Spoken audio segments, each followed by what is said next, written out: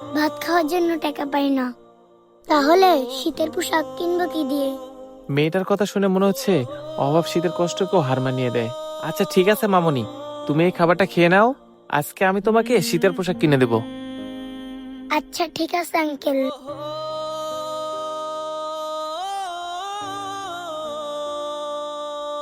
আহ, মাছের মাথাটা দিয়ে ভাত খাইতে কত মজা লাগতাছে।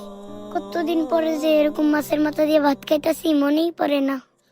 হায় আল্লাহ, আমরা এই শীতের কষ্ট থেকে রক্ষা পেতে হাত মোজা, কান টুপি, জ্যাকেট কত কিছুই না পরি, তারপরও ঠান্ডায় আমরা কত কষ্ট পাই। আর এই মেয়েটা কি না এত কনকনে শীত মাত্র পাতলা একটা জামা পরে পার করতেছে। আল্লাহ, তোমার এই দুনিয়াতে কত অভাবী মানুষই না আছে যারা অনেক কষ্ট করে দিন পার করে। না, এই মেয়েটার জন্য আমার কিছু একটা করতেই হবে।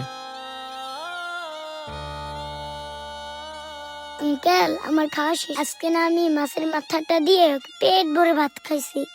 আচ্ছা ঠিক আছে, এই নাও, এটা দিয়ে হাত মুছে নাও।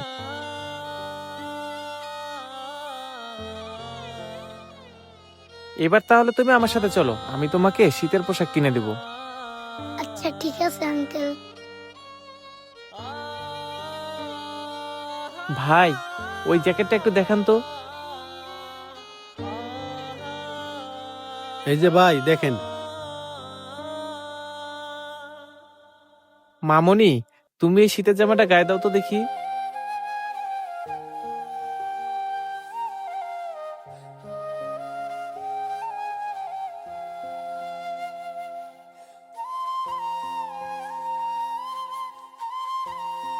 মামনি, এই জ্যাকেটটা কি তোমার পছন্দ হয়েছে? আঙ্কেল, এত সুন্দর জ্যাকেট কার না পছন্দ হইব? আমার এই জ্যাকেটটা অনেক পছন্দ হইছে। আচ্ছা ঠিক আছে মামনি। ভাই, এই জ্যাকেটটার দাম কত? ভাই এই জ্যাকেটটা যদি আপনি নেন একদম 900 টাকা রাখা যাবে। আচ্ছা ভাই ঠিক আছে।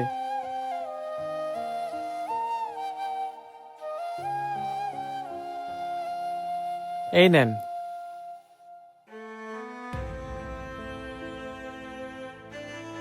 নেন ভাই।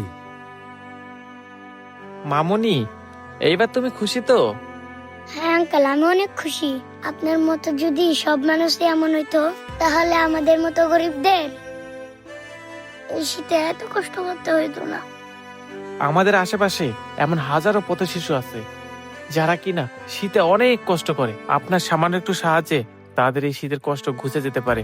আমাদের ভিডিওটি ভালো লাগলে বেশি বেশি লাইক, কমেন্ট এবং শেয়ার করে সবাইকে দেখার সুযোগ করে দিবেন। ধন্যবাদ।